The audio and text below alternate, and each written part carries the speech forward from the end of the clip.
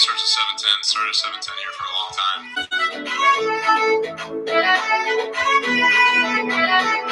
What's up, everybody? You're listening to the 10After7 podcast with your host, Michael Cody Stephenson. I'm thinking I'm back. The podcast is in full swing because baseball season is upon us. The NBA playoffs just began.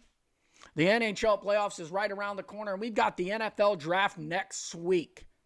But today, we're talking strictly baseball. Baseball needs some loving too, because it ain't ever going to get love on national broadcast. The only thing ever talked about on national broadcasts about baseball is simply how slow it is, about all the written rules. Baseball never gets the love it deserves. And there's plenty to talk about. We've had storylines that are sweeping the nations through the first 2 weeks of the season. But today, I'm going to start by talking about the New York Yankees. You know, the once storied franchise who wears the pinstripes, who's got no names on the back of their uniforms because they only want you to think about the NY on the front. You can't even grow a goddamn beard if you're a part of the New York Yankees organization because they want you to be a robot. They want you all to look alike. Don't take away from those pinstripes. No one's bigger than the NY on the hat. But you know what? I've had enough. And you should have enough too after what happened yesterday. If you were a Detroit Tigers fan, you probably called out of work. If you have kids, you probably took your kids out of school to take your kid to an afternoon Thursday baseball game to potentially witness history.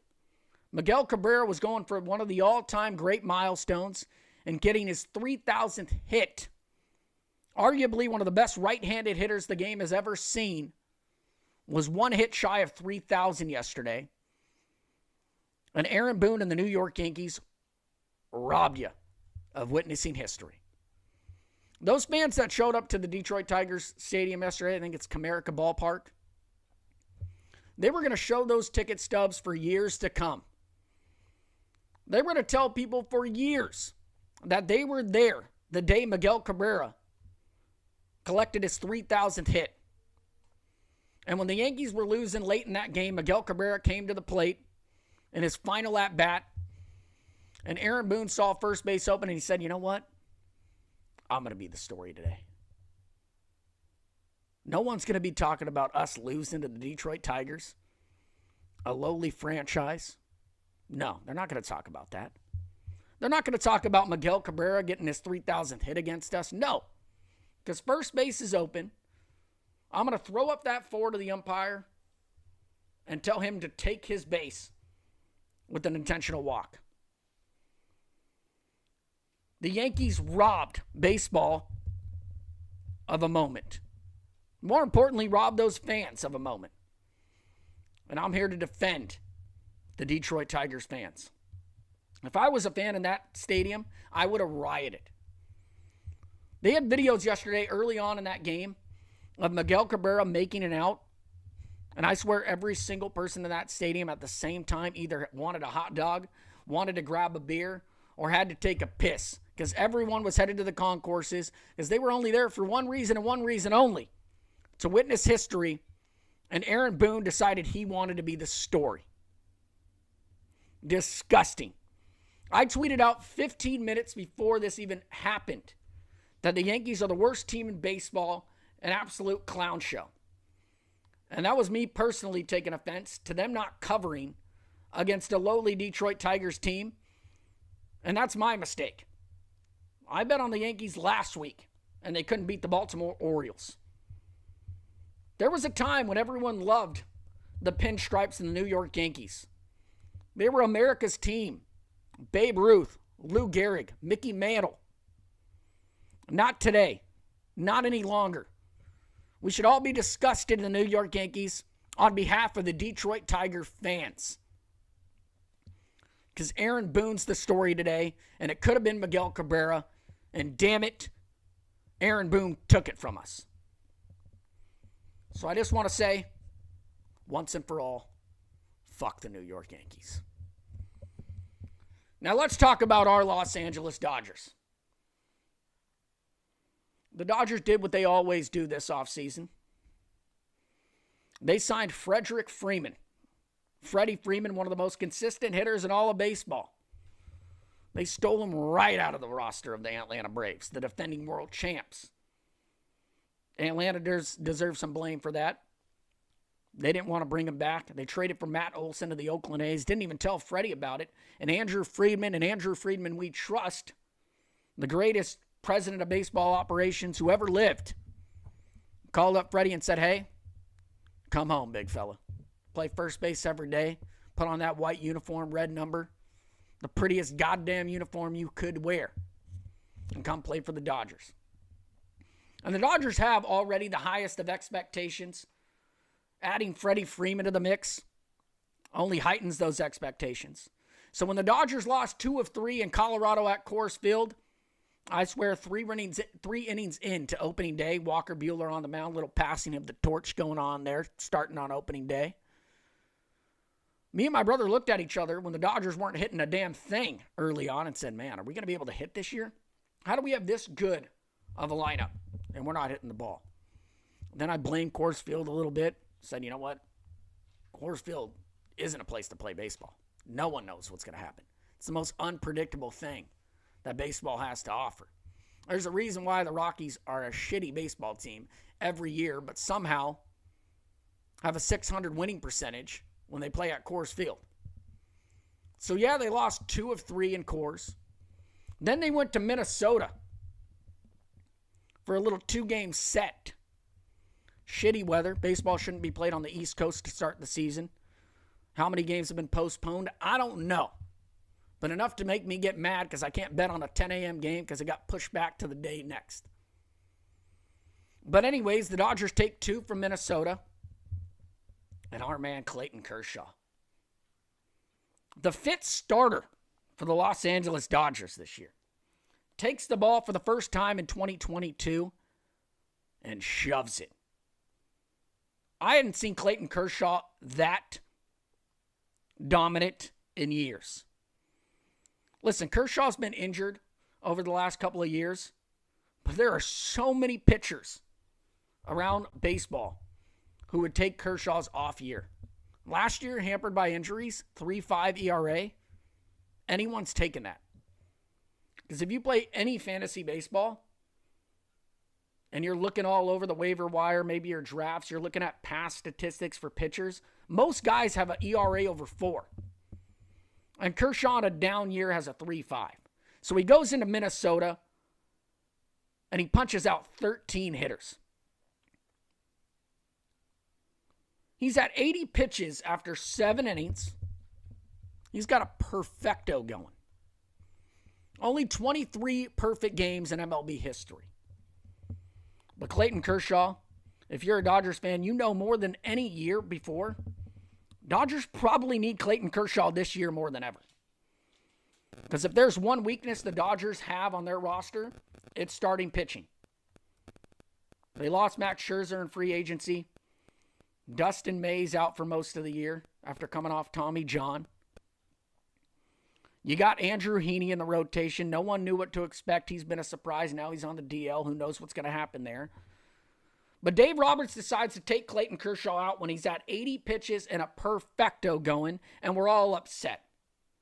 And of course we're upset. Even the fans in Minnesota. I don't know how many fans were there. It looked like 3,000 to 5,000. I don't know. They were booing when Clayton Kershaw didn't take the mound in the 8th inning to try to complete a perfecto. And as a Dodger fan, as a Clayton Kershaw stan, I was upset in the moment. But like I said at the top, Dodgers have high expectations. We're not Angel fans. We're not thinking we won the World Series because we're at the top of a division 2 weeks into the season. You got to protect the left arm of Clayton Kershaw. And if that's the Clayton Kershaw we're going to get this year, a healthy Clayton Kershaw looking as dominant as ever, I'll take it. So Kershaw, 13 Ks, no hits, not a base runner. Dodgers take 2 in Minnesota. Then they finally have their home opener on a Thursday night. I have a bone to pick. I think opening days should always be played during the day. I don't like the nighttime opening days. It just doesn't feel right. But the Dodgers have a 4-game set with the Reds. Sweep it there. 6 in a row. Then the Atlanta Braves come to town. Freddie Freeman's old team. In his first at-bat, Freddie Freeman goes yard. A little fuck you to the team that got rid of him. And if you don't think they got rid of him, they clearly got rid of him. Didn't want to bring him back. Dodgers take 2 out of 3 against the Atlanta Braves. They finally dropped one after winning 7 straight games. All was right in the world. Trey Turner's hitting. Freddie Freeman's hitting. Mookie Betts ain't hitting. I want the Mookie Betts from 2020, who was making every play in the Dodgers World Series run in the bubble. That's the guy I want to see. I don't think the Dodgers clicked on all cylinders. And in baseball, it's hard for every single guy to be clicking at the same time. But man, Dodgers won 7 straight. And a couple of dudes weren't hitting the ball. This team's capable of reeling off, what's the record? The record might be 23 straight. I think the Indians broke the record that the A's hold. The Moneyball movie was basically based off a 23-game winning streak. The A's didn't win a World Series, but great movie anyways. But all is right with the boys in blue. They got a 3-game set this weekend with the San Diego Padres going to Petco Park. That should be a good one. The Padres have been good. They got 9 wins, and they sit 3rd place right now in the NL West because the NL West is still the most competitive division in baseball. Let's pivot to the other team in California. We got quite a few. But working in Orange County, I have to encounter Angel fans far too often. It's exhausting. Angel fans are by far the most delusional fans that baseball has to offer. And what you're probably asking, what can Angel fans even say to me? You're right. There's not much. Ohtani pitches every, 6th day? He's fantastic. There's no argument there. Ohtani has been one of the best, most exciting players, if not the most exciting player to watch in baseball. And Mike Trout, until he got injured last year, was hands down the best player in baseball for what feels like the last decade. So yeah, you got 2 players, but you have nothing to show for it. We all know the Angels haven't made the playoffs since, I think, 2015. Mike Trout's got 11 official at-bats. And since you signed Ohtani, he hasn't sniffed the playoffs. But let's give credit where credit's due. The Angels, with an 8-5 record, are at the top of the AL West. Round of applause. That's their World Series. That's all the Angel fans have to hang on to. They're at the top of the AL West 13 games into the season. And if you want to talk about another manager who likes to steal the headlines, let me give a little shout out to Joe Madden. Joe Madden last week, when the Angels played a series in Texas against the Texas Rangers, the bases were loaded. And the Rangers had a 3-2 lead over the Angels. And Joe Madden decided, you know what? We're not going to face Corey Seager. He put up the 4 fingers and intentional walk to Corey Seager, allowing a run to score. Excuse me. I'm baffled. And the decision didn't work.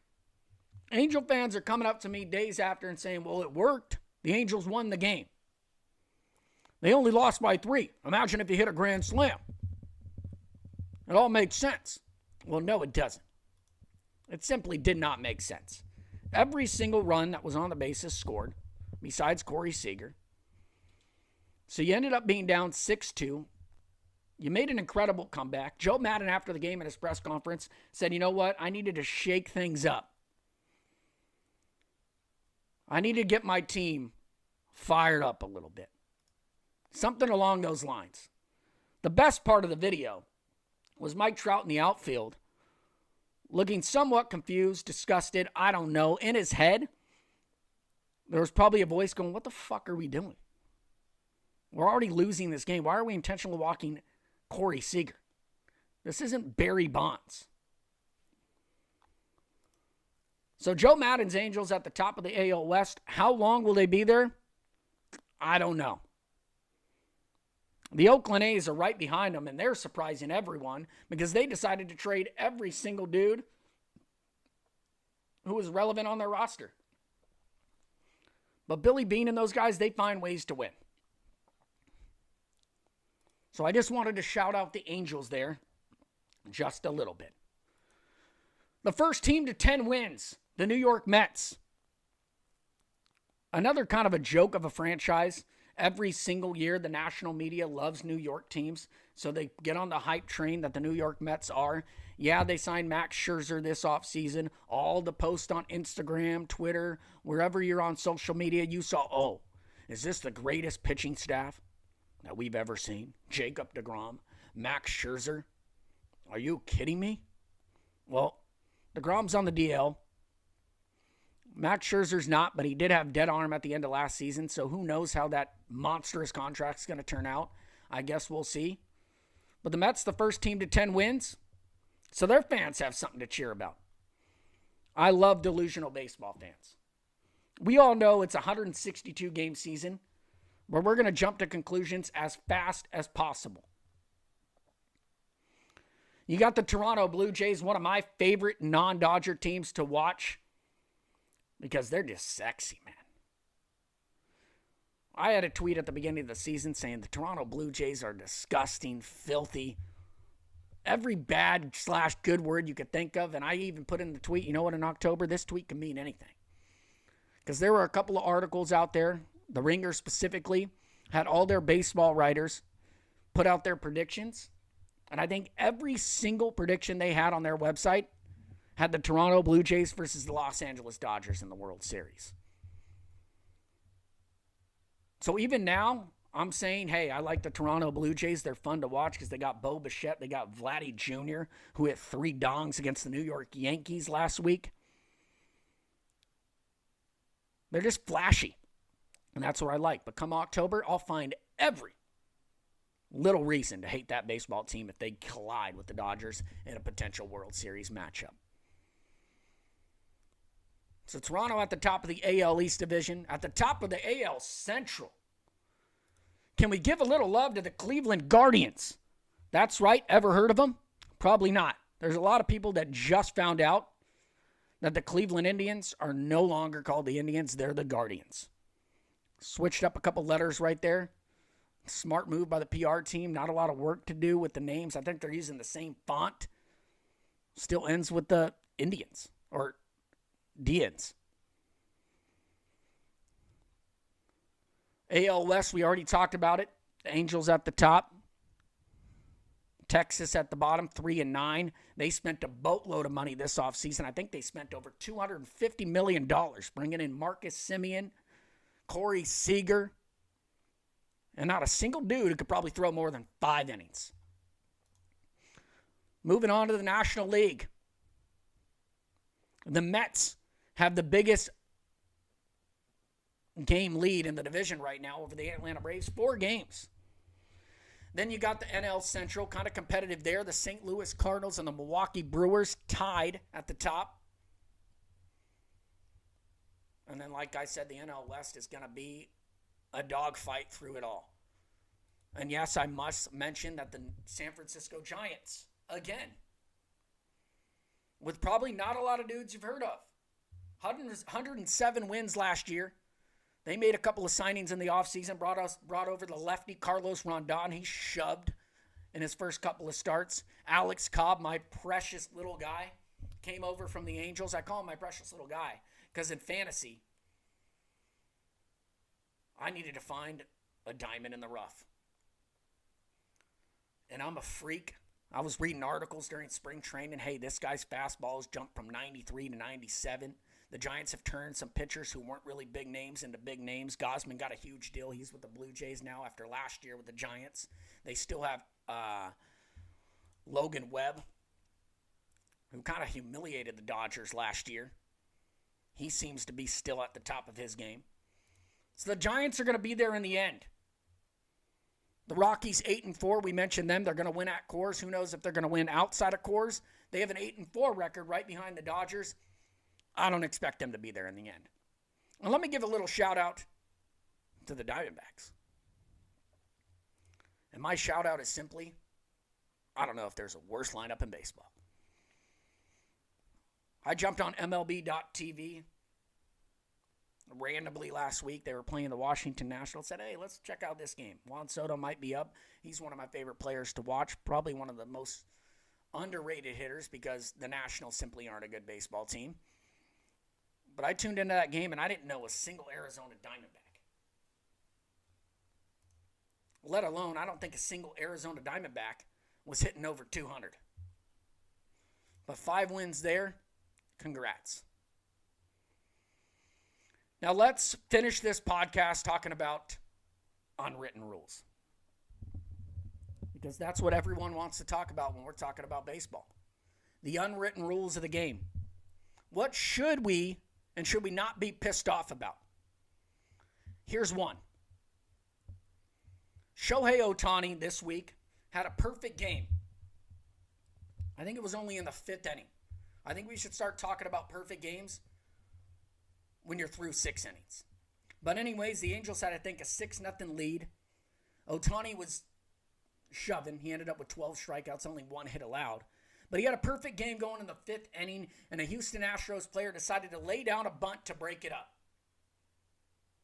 And the Houston Astros fans were booing their own player because he tried to lay down a bunt against a perfect game going that Ohtani had. So who should be mad here? I guess if you're at the stadium, you could be a little bit upset if it was the 7th, 8th. You know what? I'm going to say if it was the 9th inning and your team's down 6-0 and a guy bunts, maybe you could be upset because you want to witness a perfect game. Like I said earlier, only 23 in the history of baseball. It's very sacred. I would love to see one. It's on my bucket list to see a perfect game. I probably will never see one because it's that rare. But if I'm at any game, even at Dodger Stadium, and it'll be tough if an opposing pitcher is having a perfect game, Dodgers are down bad, and one of the Dodgers tries to lay down a bunt, in my head I'll think, well, yeah, I think we should probably be upset here. But at the same time, as a Dodger fan, as any fan, if you're getting a perfect game thrown against you, that's bad. You don't want that to happen. You don't want your team to get embarrassed. Your team's going down in history as getting the perfecto thrown against them. So I don't know how upset you should be if someone lays down a bunt when there's a perfect game going. And if you're going to be upset, maybe there's 2 outs in the 9th inning. That's the only exception. And between the lines, these coaches getting upset about bunts, the hell with it. This is Major League Baseball. You're not trying to lay over for a guy who has a perfect game going. You're trying to do anything and everything to get on base. Break that shit up. So fans can be upset, but the managers and players being upset, I don't get it. And Astro fans, come on. Lock in. It's the 5th inning. You want your team to lose that bad? Especially in Major League Baseball, when your team's down 6-0, anything could happen. Especially when you're playing the Angels. You get into that Angels bullpen a little bit better this year, but they're capable of blowing any lead. So the unwritten rules, I don't think there should be unwritten rules anymore. Write them down. But the people that are getting upset about unwritten rules are the people who should not be mad about unwritten rules. Even, I think, the second series of the season between the Padres and the Giants, a Giants player laid down a bunt. When they were up big against the Padres, Bob Melvin, the Padres manager, loses his shit. It looks like Kapler's going after his guys saying, hey, we don't play that way. But it turns out in the press conference the next day, I actually respected what he said. He said, if you don't want us to bunt, simply defend the bunt. We go back to last year and a couple of times before when guys are swinging 3-0 counts when they're up big. Like, defend yourself, man. It's ridiculous. But baseball needs some love. And the national media is not going to give it to them, so I'm giving it to them. And you know what? All this unwritten rule bullshit, throwing at each other. There was an incident with the Chicago Cubs and Milwaukee Brewers. Andrew McCutchen had a badass interview at the end of the game saying, hey, don't throw me a strike and then try to hit me, miss, and then actually hit me the next time. Like, hit me the first time. Don't beat around the bush. Like, I know it's coming. Send it. Don't be a pansy about it. But I like it, man. I like all this stuff going on. Because it starts bench clearing brawls. I love a good chirp from the dugouts. Baseball's got a lot to offer. The losers this week, or to start the season, I'd say Joe Madden. Definitely Aaron Boone. Gabe Kapler's a winner. These managers got egos. And they're the last people that should have egos on the field. And who knows who's calling the shots anymore? With all the analytics in the game, who really knows who's calling these shots? But Angel fans, save it with the intentional walk working. And let's see how long you guys are in first place. If there's any bets to make this weekend, don't ask me for them. Baseball's been tough. I like the first team to score bets. Been losing those. I like the no runs in the first inning. Won a couple of those. Lost a couple of them. I don't know where I'm going for my next bet. And the NBA playoffs, if we just want to talk about those a little bit.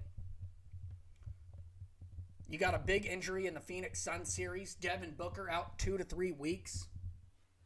And the Suns were the odds-on favorite to win a championship by all accounts. All the podcasts I'm listening to, Phoenix was the best team all year. But a Devin Booker injury is a tough one to swallow. They'll probably still get past the Pelicans. I don't know. But the NBA, I think they have the biggest issue with injuries. Especially come postseason time. It's brutal to watch. One injury could change the landscape of everything. And it seems basketball gets hit the hardest with injuries every single year.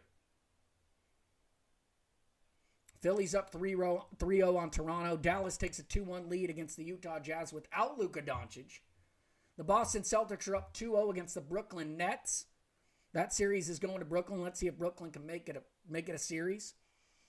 Minnesota and Memphis, a kind of fun series there. We haven't heard from those two teams in a while. Anthony Edwards is a blast to watch. Karl Anthony Towns seems to crumble in big moments. Memphis has a 2-1 series lead there. Milwaukee, Chicago tied 1-1. I don't think Chicago's going to win that series, but that arena in Chicago is going to be lit because the Bulls haven't been to the playoffs in quite some time. And then Miami's making easy work of the Atlanta Hawks. So that's all I got for the NBA playoffs. We'll see where those series stand next week. But baseball's back, baby, so the 10 After 7 podcast is too. Thank you guys for tuning in. I'll be back next week. Woo! Go Dodgers.